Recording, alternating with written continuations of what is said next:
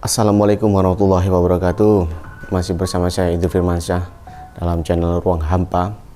Terima kasih teman-teman sudah support kami sejauh ini. Mudah-mudahan kami terus bisa melanjutkan perjuangan konten ini ya, dan bisa memberikan makna-makna dan pelajaran-pelajaran yang terkandung dalam setiap cerita yang akan kita bawakan. Jadi pada malam hari ini kita akan kedatangan tamu, seorang pendaki senior, kebetulan juga satu organisasi sama saya. Beliau adalah Mas Abdul Semut. Jadi di mana Mas Abdul Semut ini akan menceritakan pengalaman pendakian dia ketika mendaki Lawu.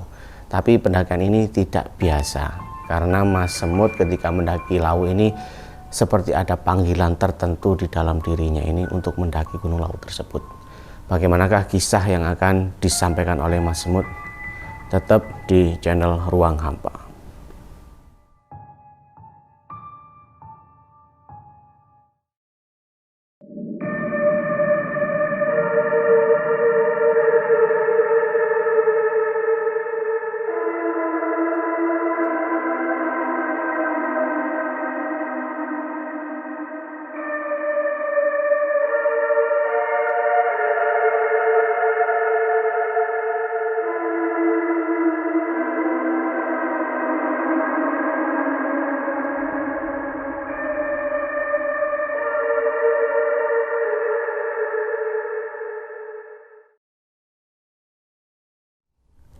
Halo Kang. Oke. Assalamualaikum. Rahayu.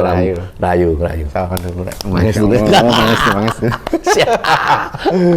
Gimana, alhamdulillah tambah sehat aja. Alhamdulillah, Bang Estu. Setelah sekian lama kita sempat ya, kita tag di sini juga ya, dan kita diperjumpakan lagi di sini dengan suasana dan momen yang berbeda. Alhamdulillah ya. Ya, dulu kan tetap spirit yang sama, John. Oh, spiritnya tetap sama. Perjuangan. Iya, perjuangan luar biasa kan. Oh, keren. Terasa banget perjuangan. Iya. Terus Kang. Lanjut. Beribun. Iya. Jadi dulu kan kita sempat ngobrol masalah apa ya? Oh, Gunung Arjuna. Gunung Arjuna, ya. Betul.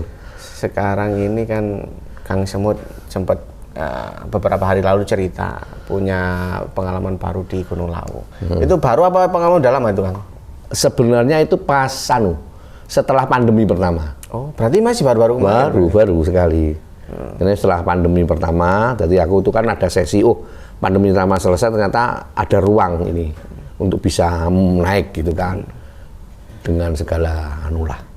Nah, yang menarik ini dari Kang Semut ini, beliau ini kalau mendaki gunung itu nggak asal-asalan, dalam arti, aku pengen munggah gunung, nggak hanya seperti itu. Mungkin ada apa ya? Ada, kalau bisa dibilang panggilan khusus dari Mas Semutnya sendiri, kemudian beliau baru mendaki gunung-gunung tertentu, dan salah satunya ini yang akan dibawakan ini adalah Gunung Lawu.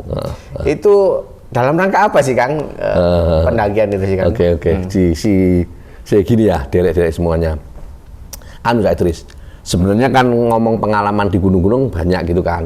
Terusan yang kita pertemuan pertama kemarin itu kita ke Lawu, ke Arjuna. Sebenarnya aku juga sudah melakukan perjalanan ke Lawu sih. Lama sekali yang tak bilang ke jenengan, tapi aku nggak mau menceritakan. Itu hanya tak ceritakan kepada kawan-kawan yang pernah ke Lawu. Tapi fasenya itu ngomong tentang proses pencarian jati diri.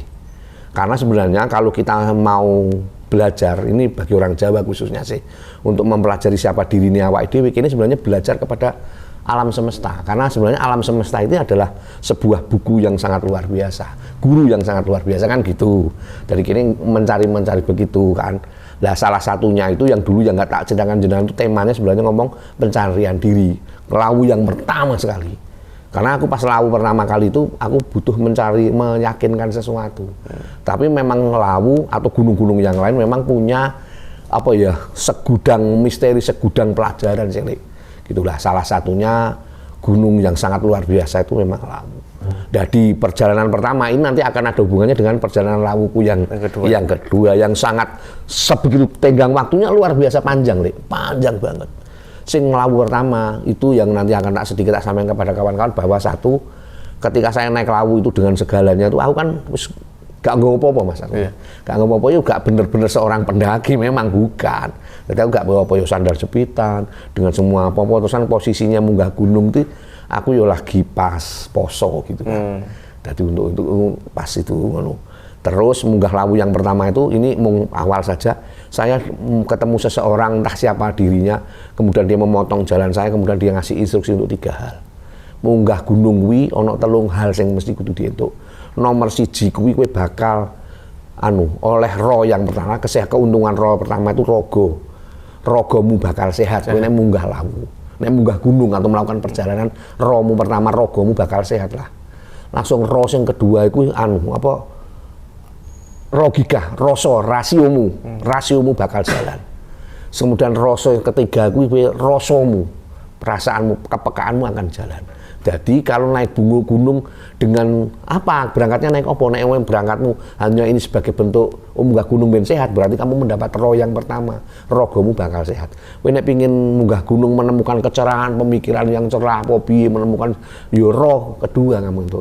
Tapi nek awakmu pengin mengolah gula mentah awakmu, lahir batinmu, ngono kuwi ya berarti itu roh sing. Nah, berarti 3 ini harus dapat gitu loh Mas. Nah, itu jadi modal dasar buat aku pribadi atau kawan-kawan yang lain. Saya ingin melakukan perjalanan apapun, ya hal 3 itu kudu dientui, diwiwiti, diniati gitu loh, Dek. Nah, itu yang kemudian mengawali aku untuk melakukan satu perjalanan lagi neng lawu sing iki. Itu panjang karena lawu yang pertama aku belum kawin, belum nikah dan belum keluarga. Terusan lawu yang kedua ini ketika aku wis bener-bener keluarga dan secara fisik aku serah nutut, Mas. Orang nutut wis. Gak tahu olahraga, ya tahu san. Gak tahu olahraga, wis gak tahu melakukan perjalanan lama, tapi aku harus udah lawu. Ini tuntutan memang. Nah, jalur yang tak lewati lawu ini tidak jalur pada umumnya memang. Jalur yang pertama ini itu jalur Jogorogo. Jogorogo. Jalurnya Jogorogo dan itu aku tidak boleh naik sepeda motor. Aku harus naik bis. Itu karena aku Surabaya, berarti aku ke Surabaya kudu numpak bis mudhun Ngawi, terminal Ngawi. Ngawi itu di pemahaman kami itu namanya temu Gatuk itu Ngawi itu ngawiti. Jadi aku akan mengawiti perjalananku ke Lawu itu, ke puncak itu, ketemu beliaunya itu harus saka ngawiti. Itu Mas. Ke sana di Ngawi aku melakukan ngono. Dan aku berangkat 2 orang. Aku kudu duwe kanca memang. Yeah. Karena secara fisik aku kudu ono kancane aku. Ngono kan. Saka Ngawi aku budal ke apa itu jalur ngisor itu Mas. Jalur Jogorogo itu. Sebenarnya itu ning kono lah niku Jogorogo. Jadi Jogorogo ning kono aku nggak boleh munggah. Aku kudu menginap dulu semalam di bawah itu, di bawah lereng Jogorogo itu aku harus menginap sana sehari. Terusan opo Jogorogo mau kembali lagi di arti Jogorogoku berarti aku kudu mengistirahatkan segala persoalanku, emosiku dan macam-macam soal perjalanan mau. Terusan ning kono aku mulai menyiapkan perbekalan itu perbekalan secara sih ini Mas, karena aku naik seperti menapak jejak atau apa menapak tilas, betul. Jadi ke sana aku akan membuat satu wong Jawa meneh Mas. Jadi aku akan pada titik-titik tertentu tuh aku akan memberi sesuguhan, sesaji penghormatan kepada tempat-tempat dan ruang-ruang tertentu yang secara dia punya peran penting terhadap keseimbangan lawu lah khususnya gitu. Ngono ning kono yang di tahap-tahapnya akeh lah sebenarnya munggah lawu itu di sana. Jadi ono titik-titik di mana itu ngono Mas. Di puncak Jogorogo itu ada namanya itu salah satunya Ondorante barang. Ono nama serupa itulah. Yeah. Itu nggak perlu dijelaskan juga kan detailnya. Nanti di sesi tertentu aja. Karena ini kan kita bukan ngomong tentang apalah maksud dan tujuan itu bukan. Kan nulis. Kita membicarakan tentang cerita-cerita misteri yang pengalaman misteri yang tak lakukan di perjalanan itu. Iya. Karena ini atau Mas Idris, ya atau tidak, orang Jawa ini khususnya itu seperti halnya tuh diwajibkan untuk selalu bersinggungan dengan hal-hal kegaiban, mistis-mistis di luar itu. Wong Jawa loh yo. Tetapi ini memang seharusnya karena wong Jawa kudu duwe piandel. Karena leluhur Mbah Buyut itu menawarkan wong Jawa aja nganti orang duwe apa-apa, orang didik doyo. Karena tanggung jawabnya orang Jawa itu besar. Ngono lho Lek, nggawe ketentreman marang sapodo-podo, ketentreman kepada alam semesta. Nah, tanggung jawab itu kan nggak iso mung sekedar awake dhewe mengandalkan potensi awake dhewe. Awake dhewe kudu berinteraksi, berhubungan, berkolaborasi dengan banyak yang lain untuk menciptakan keseimbangan yang untuk kebaikan bersama kan gitu. Makanya contoh kasus apa? Awake dhewe wong Jawa itu mulai cilik iku sudah didekatkan hal itu. Contoh kasus wae nek awake dhewe wong tuane dhewe itu apa berkeluarga, awake dhewe iku mulai cilik wong tuane iku wis njaga, Mas. Wong tuane tidak sembrono. Oh, bojoku meteng, dia enggak sembrono. Dadi utusan sampai wadi untuk membunuh binatang, untuk ngerusak pohon, apa-apa wadi, karena nanti itu dampaknya bisa, walaupun ini mungkin banyak orang ngomong sugesti, oh tersugesti enggak, iya atau tidak diakui tidak, agak peran logika manusia pada fase perhamilan ini enggak mampu, sehingga kadang-kadang karena melanggar wadi-wadi itu ono sing melahir tidak sesuai harapan. Jadi orang Jawa sejak itu sudah diajari ngono, pas durung lahir meneh. Lahir wong Jawa meneh sudah mengakui bagaimana anak lahir itu dengan kakang kawah di hari-harinya, ketuban itu, kakangnya, kawahnya, kemudian darahnya, hari-harinya sudah diruat, di upocoro, di uborampe, macam-macam yang semuanya itu adalah realitas dan non realitas. Kan wis koyo ngono. Jadi sejak kecil wong Jawa wis diwuruk untuk itu sampai kemudian nanti di tengah perjalanannya kan gitu. Nah, interaksi-interaksi itu pemahaman atau penyerapan pengetahuan itu salah satunya adalah alam semesta. Yo gunung, yo air, yo pohon dan sapanunggalane. Di perjalanan itu sebenarnya koyo ngono, Mas. Itu lah naik gunung itu dan untuk pendakian wis nggak ukur, Mas. Karena neng koku jenenge kan apa yo? Kenceng banget ngono, Mas. Jalurnya tuh hampir 80 derajat. Oke, 75 derajat. Oh, iya. Kemiringannya itu. Nengono itu butuh kesiapan yang luar biasa, mental yang luar biasa. Jalur kemudian hutan savana itu kan, savana sih Mas. Jadi hutannya itu terbagi-bagi. Dan sebenarnya kalau kita mau melihatnya, kita harus mengakui, harus percaya, harus dianalisa dengan sungguh bahwa satu wilayah-wilayah apapun mau hutan, pohon-pohon itu mesti punya gelombang energi yang beda dengan gelombang yang savana. Gelombang sebenarnya akan beda dengan gelombang yang batu-batu tok. Jadi di Lawu itu khususnya jalur Jokorogo itu memenuhi klasifikasi itu. Jadi orang untuk menemukan ya pemahaman yang muka-muka tambah sepuh, tambah tua itu jalur itu bagus. Gitu loh Mas. Neng kono. Jadi aku melakukan perjalanan itu aku karena lali juga, aku bersama seseorang aku lali ning perjalanan itu juga dadaan ki nek aku ya poso gitu loh. Sementara yang lainnya kan enggak poso, aku lali Lek. Sampai kanca-kanca nambah mau tinggi apa iki Kang enggak mangan sik lu ya Allah Gusti. Dan malam itu Mas aku ketika sampai puncaknya itu kan aku harus sampai puncak tuh aku lali juga ya enggak nggawa tenda, enggak apa-apa Mas. Di sesi itu kembali dan kabut luar biasa. Dan syukur alhamdulillah saya merasa bersyukur bahwa walaupun keadaannya sangat ekstrim, aku koyo tiba-tiba di hatiku kepasrahanku gede gitu loh. Aku optimis gitu. Sangat optimis. Jadi kabut tuh sampai nggak kelihatan Mas, jarak semeter tuh nggak kelihatan. Tapi aku nggak ngopo, aku nggak duwe peralatan sing istimewa. Jadi peralatan tuh sangat minis Mas. 1 senter mbek 2 HP lah. Untuk malam itu. Dan aku ngantek Gusti luar biasa ini. Terusan aku nginep. Aku karena nggak punya tenda, aku nginep di Kidang, apa Mas? Lembah Kijang. Bukan Segoro Kidang, Menjangan. Kuat Menjangan. Neng kono. Di sana itu. Aku nunut kanca-kanca sing duwe tenda-tenda ternyata yo pas waktu itu tendone pas padha gak ono sisan. Jadi aku mepet pola.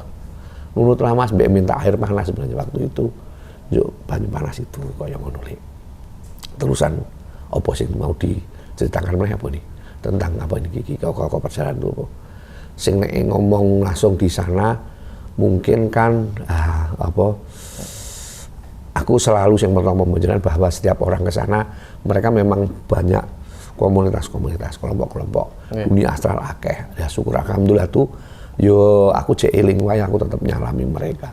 Sehingga pada malam itu yang badai luar biasa itu si temanku itu ya kita melihat lah puluhan itu orang gaib tapi kan Mas itu di apa namanya, menjangan. Kupakan menjangan.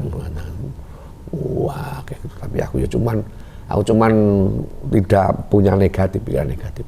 Aku merasa berpikiran positif bahwa beliau itu menjaga aku lah dan apa kawan-kawan. Buat diri raukur itu. Baru besok pagi aku melanjutkan itu minggu puncaknya itu. Puncaknya dan salah satu targetnya itu aku kudu ngambil air di Sendang Derajat. Sendang Derajat, betul. Jadi targetnya salah satunya aku ngambil di Sendang Derajat. Yo kembali lagi bersyukur kepada Tuhan Yang Maha Esa, kepada Tuhan bahwa ternyata aku juga ke Sendang Derajat yo iso nggawa banyu juga. Ning ngono lek lah. Iki saka perjalanan iki aku tidak menemukan hal-hal yang lain lah sing agak. Oh, ada lagi Mas, sebelum ke puncak itu kan aku kudu ngelewati Pasar Dieng. Iya, Pasar Dieng apa? Pasar Dieng. Yang itu ya. Nah, di Pasar Dieng itu aku sebenarnya posisinya aku butuh duduk sebentar, kemudian menenangkan pikir untuk meditasi sebentar, untuk ya kita berdoa kepada Tuhan Yang Maha Kuasa di sana. Aku tuh golek tempat yang enak sebenarnya, tapi kan tempatnya pakai orang lalu langgar, akhirnya aku agak minggir. Lah kok minggir itu aku sebenarnya tahu bahwa minggir itu sebenarnya ke jurang kan loh, ya, oke. Nah terusan lagi dadakan burung jalaknya itu, yang burung jalak itu nyamperin aku. Wah keren aku gitu. Langsung aku bilang ke mereka, nggih kula pirsa, saya tahu bahwa saya sebenarnya tidak ke sana. Matur suwun kepada panjenengan jalak itu, saya terima kasih kepada panjenengan menghambat jalan saya ke sana. Saya tahu. Saya ngomong, saya cuma pengen di pinggir sedikit itu, mungkin beliau khawatir karena memang kan anginnya juga ada sih Mas, mungkin terpelosok apa-apa, tapi aku ngerti memang ya aku sedikit ngambil resiko pengen gak diganggu uang, aku meditasi di pojok itu gitu, tapi jarak wis montong aku tak bilangin ngono le, oh ya wis lama terus di situ di Pasar Dieng itulah. Nah, intinya apa ya nanti kita bicara bahwa aku tetap gawe itu, kemudian aku pas besoknya setelah nginep perjalanan aku ngambil air, aku pulang balik. Nah balik itu kira-kira jam 12 siang. Bayanganku Kang, aku itu Cak Idris, aku akan mudhun meneh kembali ke jalur yang sama Jogorogo. Itu bayanganku aku paling menempuh jam 5 jaman bayanganku. Tapi ternyata alam berkehendak lain, John. Mungkin itulah berkehendak lain, aku lali. Terusan sebenarnya diwanti-wanti ben aku tidak ngomong sembrono, kan itu nanti akan mewujud kembali. Berarti aku gak sembrono ngomong apa-apa itu yang jelek-jelek itu gak boleh, belas-belas gak boleh lah, harus gak boleh. Terusan aku tuh ternyata jalur itu tidak sesuai harapanku, jadi karena ternyata hampir maghrib itu aku belum nyampe Mas ke jalur turunan Jogorogo turun, dan itu tak takut kan betul. Dan aku sudah mungkin nek bahasa kayak boleh sing aku mlebu dingin yang luar biasa itu. Hipotermia. Nah, mungkin fase itu nek orang Jawa biasa mengalami hipotermia, tapi orang Barat makanya mulai muncul halusinasi yang sangat nyata. Jadi mulai turun tuh aku sudah kelihatan banyak orang-orang yang aneh gitu kan. Gitu kan. Jadi wah ngeri deh sebenarnya. Makanya situ rumput yo, aku kok harus berburu beri. Terusan yang paling sangat iki pelajaran bener-bener kudu tetap jaga hati itu ketika itu Mas jalurnya opo aku lali jenenge Mas ya. Itu kan sebenarnya kalau jadi jalur Jogorogo ini ono sungai Mas. Sebelah ini wis jalur mau umum. Lah aku nang kono iku semaham, aku berharap ngomong mbek koncoku rek aja nganti awake dhewe kesoren di tempat ini. Tak omong ngene. Karena aku Mas, bayangan-bayangan itu sudah mulai nampak. Wah, kayak kebruduk makhluk-makhluk gitu. Sepertinya begitu. Lamun aku sampai salam terus, aku terus bersalam, ya Allah Gusti ngapunten ingkang kathah. Kepada panjenengan sedaya kula ngapunten kula niki mung menjalankan tugas. Sama halnya cuman ini gitu. Ya mungkin entah bagaimana. Tapi aku masih dikasih pelajaran BDE mungkin. Nah aku turun itu ya, sore itu lampu itu senter satu-satunya mulai habis Mas. Turun begini tuh, turun wes nih Mas. Turun. Nah salah satu ancer-ancernya nanti ke tempat yang nanti dilewati orang itu sungai dan pohon besar. Tak ancer. Aku tuh sama temenku muter Mas, tuh gitu. Tapi setiap kali aku lewat situ Mas, jalan tuh gak ono Mas. Jalan gak ono meneh. Aku muter, tapi aku nggak berani ngomong, aku menjaga ben omonganku nggak keluar. Satu wes aku tetap diem, tak ikuti terus. Itu hujan udah patung, mau hujan tuh kayak gerimis itu. Mendung itu berkilap-kilap. Sebelum aku jalan, langsung muter 1 kali lagi. Dalam perjalanan yang melelahkan itu kembali ke pucuk itu, gak nemu mana. Tempatnya sampai aku tuh berbisik, aku 3 kali 4 kali di tempat itu, jenengan kalau jenengan aku terjebak. Nah, mungkin jadi koyo, tapi aku gak aru. Apa kuwi koyo ngono gak aru. Tapi aku wis mulai tahu banyak lah di sana itu. Nah di tempat itu aku ngomong sama koncoku yang terakhir 3 atau 4 kali. Mas, koyo ya awake dhewe iki. Dek ngantek koncoku, Kang aja ngomong ngono, Kang. Aku ngantek ngomong, ya Allah, hari ini, malam ini sing tak jaluki apa, Mas? Aku ketemu menungso ya Allah. Aku wis cukup aku. Ojo terjebak nih gini, ya Allah. Itu tak pohon, aku pengen ketemu manusia. Malam ini aku pengen ketemu manusia gitu doang, Mas. Karena melewati jalan itu nggak nemu terus, Mas. Itu berkali-kali muter terus, ya Allah, sampai. Permohonanku luar biasa. Lah ning ngono kemudian yo memang kembali evaluasi, aku mau salah omong. Aku mbek kanca-kancaku salah ucap. Ojo ya Allah Gusti ngapunten. Kemudian tiba-tiba ketemu itu. Jalur itu kan, lah pas ketemu jalur untuk jalannya manusia untuk nanti bisa kalau seandainya ada pertolongan, itu temanku itu kakinya tiba-tiba kok keselip dan nggak sok jalan. Lamun dia orangnya tuh, aku sabar gak apa, karena aku ngomong, aku gak iso secara fisik gak iso melakukan perjalanan panjang kok wong-wong. Aku alon-alon tapi mesti aku tak berusaha dengan semangat aku akan nyampe. Ngono lho Mas, di titik itu. Koncoku masih kira, terus aku gak iso. Allah Akbar ki piye ki. Jadi aku jalan mek sikile dhek nggowo, Mas. Enggak mungkin loh sampai gitu. Kemudian ketemu jalannya manusia tadi itu, terusan itu aku njaluk tolong wong akhirnya, Mas, ning kono. Ketemu orang berarti. Ketemu orang di jalur tapi masih jauh, Mas, tapi aku aman di jalur yang tak bilang tadi. Dan ada satu wilayah kawan-kawan yang naik Jogorogo, di sana ada wilayah yang savana atau kemudian pohon apa aku lali rek jenenge aku rek malam ini. Kemudian itu keluar dari situ itu bismillahirrahmanirrahim aman. Dan memang untuk jadi penduduk di situ ada satu situs yang di bawahnya savana itu memang yang dulu pernah dijarah orang itu kembali, Mas.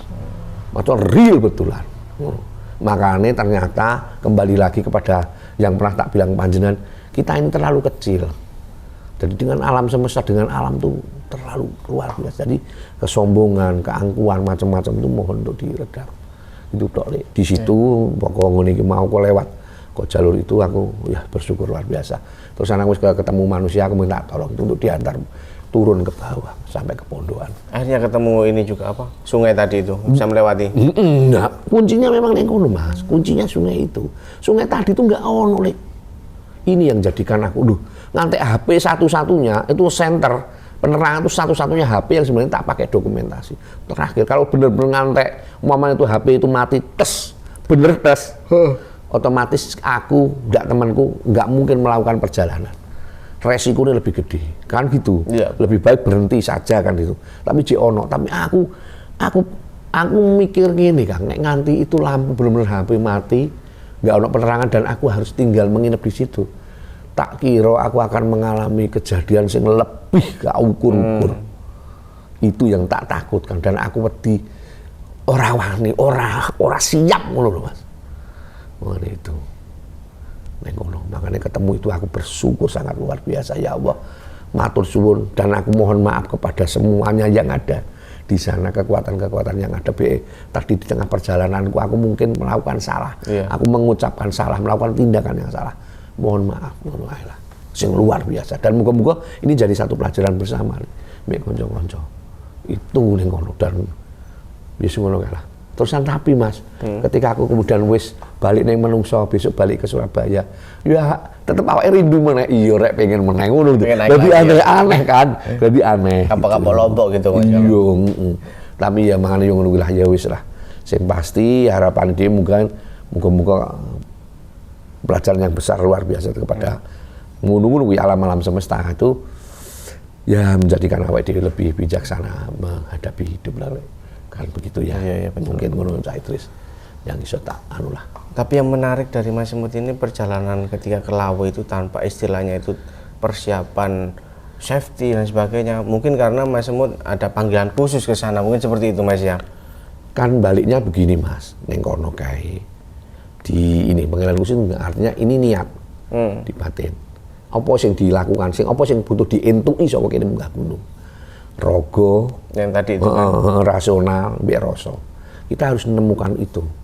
Kita balik harus mendapatkan kekuatan, 3 kekuatan itu ning awake dhewe. Nek kene tidak mendapatkan itu, eman. Melakukan satu perjalanan sia-sia saja.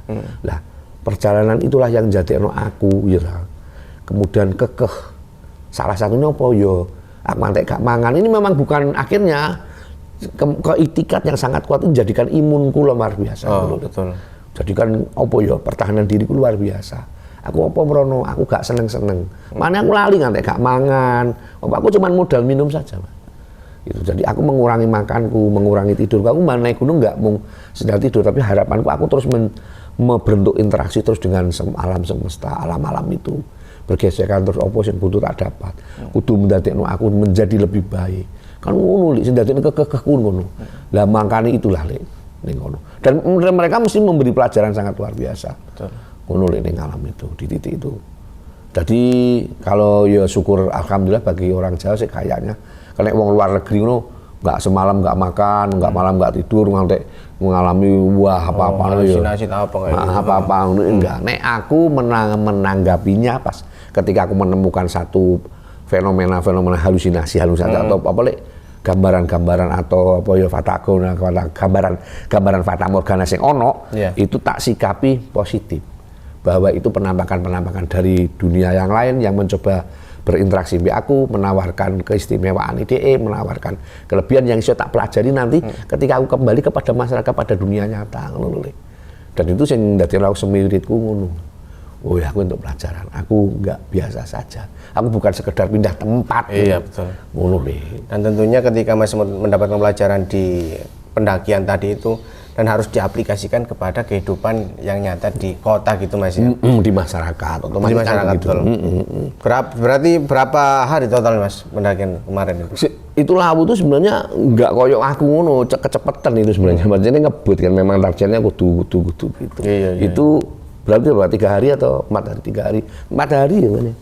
3 hari. 3 hari 2 malam. Nah, jadi aku berangkat, tidur dulu, berangkat, tidur di Lawu pagi, kemudian berangkat sampai bawah.